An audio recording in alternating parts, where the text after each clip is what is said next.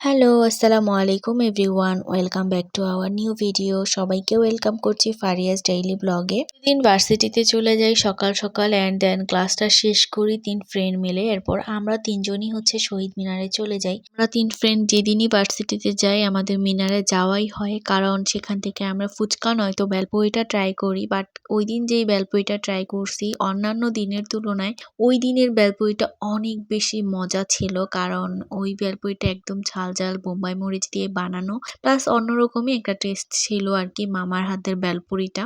আর শহীদ মিনারের যেই ফুচকাওয়ালা মামা, তাদের বেলপুরি এবং ফুচকা যে কোনো জিনিসের টকটা যে দেয় সেটা টেস্টই অন্যরকম, আনকমন বলতে পারো।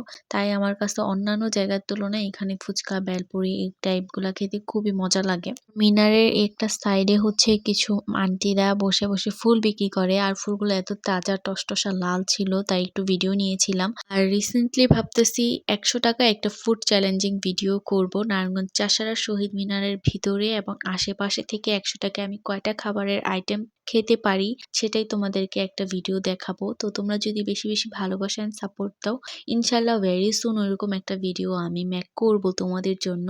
তোমাদের সাথে কথা বলতে বলতে ফাইনালি বেলপুরি চলে আসলো। আমি আমার ফ্রেন্ডদেরকে বসায় রেখে সবার আগে আমিই ট্রাই করলাম, কারণ আমার আর লোভ সামলাচ্ছিল না। আর এত বেশি মজা আর ক্রিস্পি ছিল আর স্পাইসিও ছিল, যেহেতু বোম্বাই মরিচ দিয়ে ভরপুর করে দিছিল, খুবই মজা লাগছে। তোমরাও চাইলে এই মামার বেলপুরিটা ট্রাই করে দেখতে পারো, আই হোপ ভালো লাগবে। তারপর সেখান থেকে আমরা খেয়ে শপিং মলের দিকে যাই, কারণ সেদিন আমার ফ্রেন্ডের হাজবেন্ডের বার্থডে ছিল। তো বার্থডে সারপ্রাইজ হিসাবে আমার ফ্রেন্ড কিছু একটা ভাইয়াকে গিফট করতে চাচ্ছিল। তো আমরা কি দিব ভাবতে ভাবতে আমরা একটু শপিং মলে একটু ঢু মেরে আসি ৩ জন ফ্রেন্ড আর কি।